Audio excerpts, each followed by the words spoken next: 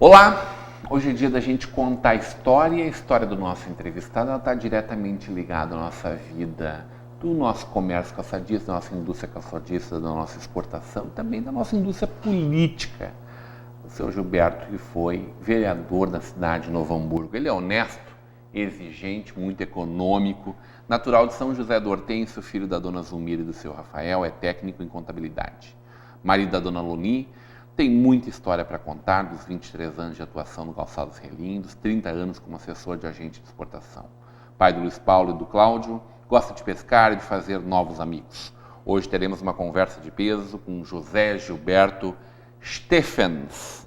Seja muito bem-vindo para essa conversa de peso, seu Gilberto. Muito obrigado, eu agradeço a oportunidade, porque eu, na realidade, em toda a minha atividade comunitária, eu nunca pretendi, assim, muito divulgar a minha ação, porque eu sempre achava que a felicidade, ela nos beneficia quando tu não fala para ninguém. Essa é a minha filosofia. Né? Mas poder contagiar as pessoas é uma coisa bonita também, seu Gilberto. Sim, eu realmente, a minha vida foi modesta, né?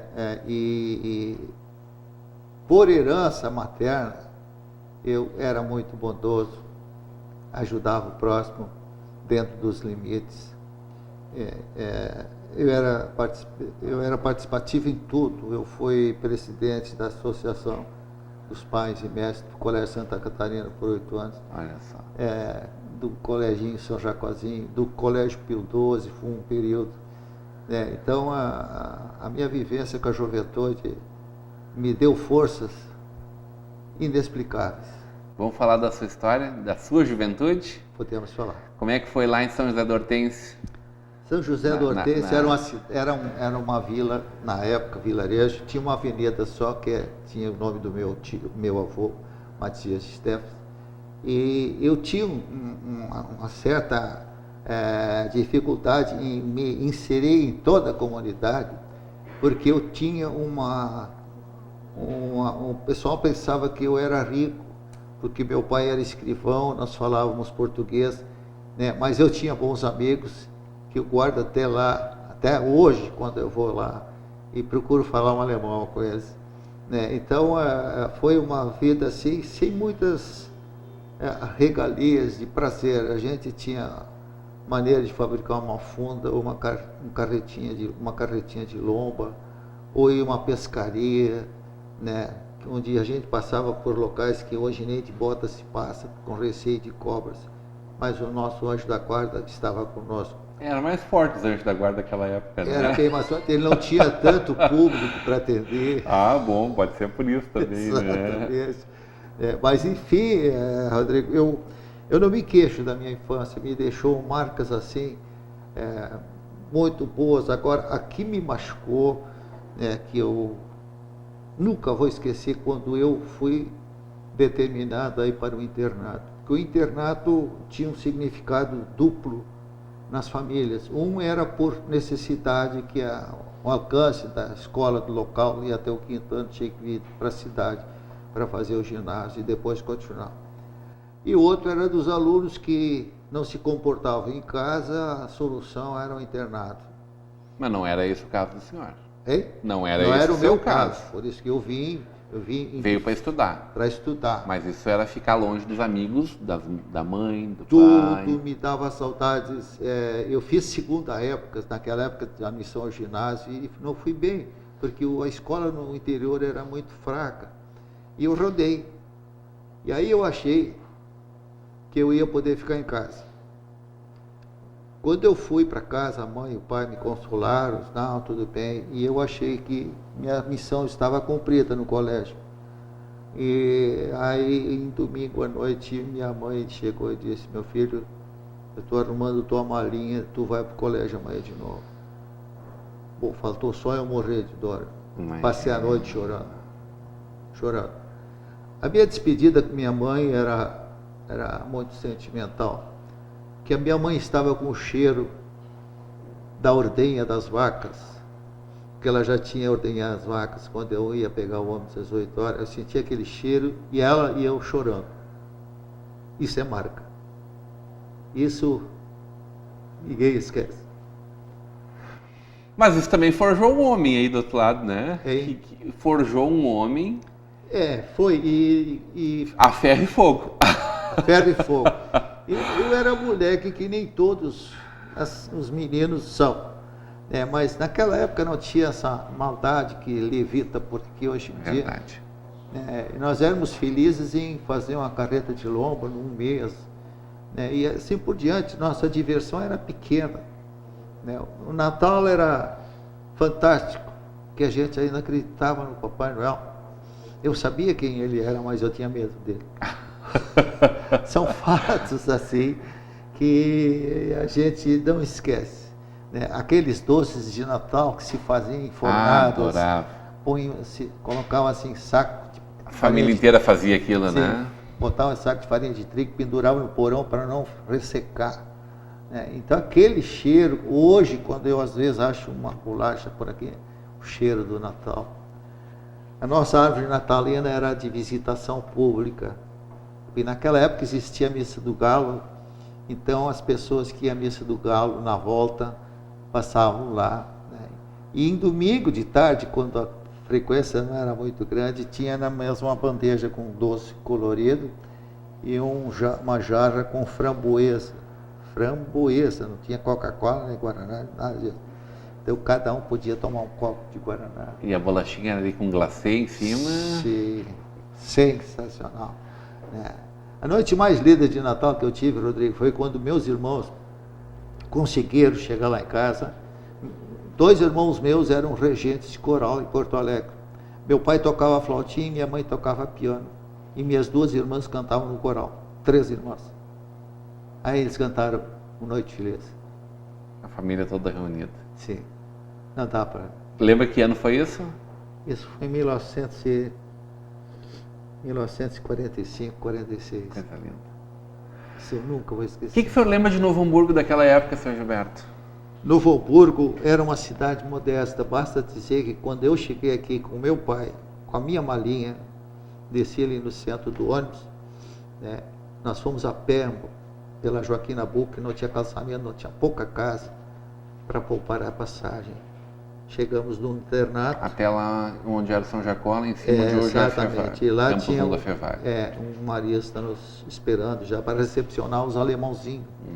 Eles sabiam o que era a dor de uma separação do menino de 12 anos da família. Não tinha dormido uma noite sequer em casa, longe de casa.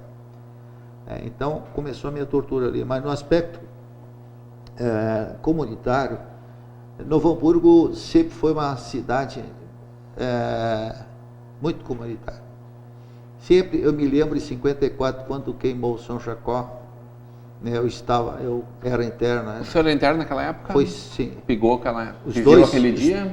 Não, mas eu não estava aquele dia. Os 2 eu não estava. Um era em fevereiro, quando nós estávamos em recesso de férias, de fim de ano. E o outro era numa segunda-feira, porque eu tinha ido para minha terra natal, porque tinha querp lá. E aí é bom que eles querem até hoje lá, né? É muita. A gastronomia Como é o nome da sociedade que tem ali na Matias? Sociedade União. Uma carne de porco ali que tá louco. Poxa, maravilhosa. Maravilhosa. Então, Rodrigo, Novo Hamburgo era uma cidade que a gente cheirava o porco. Era estritamente cheio de curtume. Curtume aqui é embaixo, onde é o Bourbon, etc. E tinha 2 cinemas. Onde é que o senhor ia no cinema? Quando eu tinha dinheiro, eu ia no Cinema Ida em Hamburgo Velho. Quando eu era... Que era o mais pertinho ali, né? Era o mais pertinho, porque era do colégio, perto do colégio, né? Às vezes nós podíamos ir lá de graça, o irmão nos levava em grupo. E o cinema de luxo era o Lumière. Era o máximo de luxo. Nós não tínhamos noção, porque eu não tinha quase recursos. Eu nunca ganhei uma mesada dos meus pais, não critico eles, até foi bom para gastar durante o domingo, nunca. Então, o que acontecia? Eu sofria, mas em silêncio. Eu via os abastados entrar na fila que o irmão estava dando a mesada recomendada pelos pais, porque os pais deixavam dinheiro para ele. E eu não tinha direito nem de tomar uma Coca-Cola.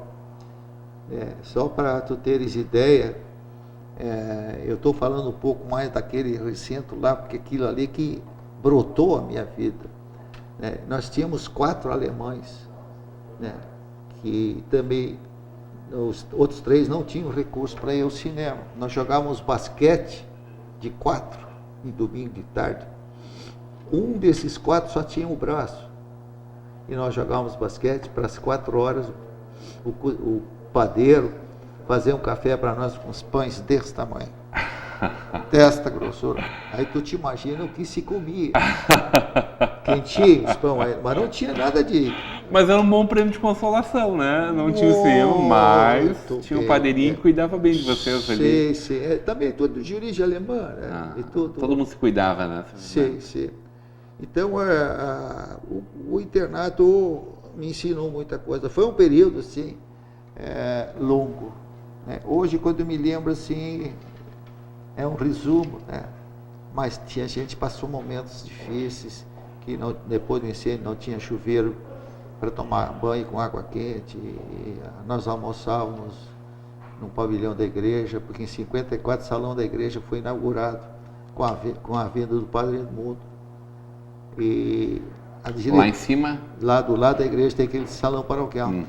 Esse ficou pronto. Então, o Padre Edmundo concedeu aquele espaço para que nós nos alojássemos lá, os alemães e os que não moravam perto, para botar as camas lá, e nós dormimos lá, um ano, né?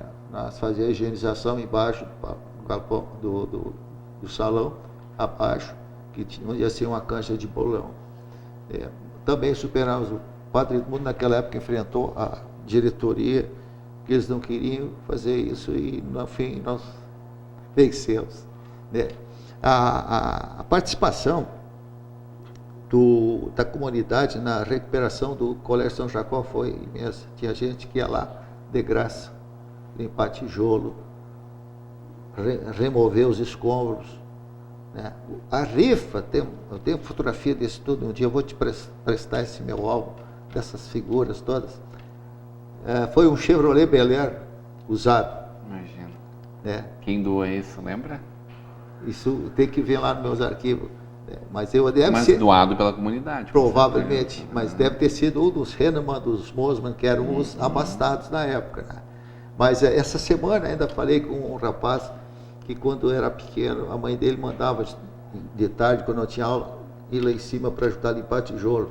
Isso foi uma notícia assim, sensacional. Aí a gente pode ver como pessoas foram educadas através da desgraça dos outros. Né? Então, nós íamos à missa todos os dias. Né? E a cidade era diferente. Né? Por isso que hoje em dia eu não consigo me localizar bem nesse tumulto de povo que tem, porque a formação da gente foi diferente. Né? A desilusão que a gente sofre em cima da disciplina que nós recebemos, honestidade, seriedade, com tudo que anda por aí, que eu não quero nem mencionar, porque é uma vergonha. Mas nem tudo está perdido, Rodrigo. Nem tudo. Tem muita coisa boa que não é divulgada. Amém. Eu quero conversar um pouquinho sobre como é que foi trabalhar dentro dessa indústria do calçado e como é que foi ser político em Novo Hamburgo, né? Sim, na volta do nosso intervalo. Pode ser? Pode ser. Hoje, numa conversa de peso com Gilberto Stephens.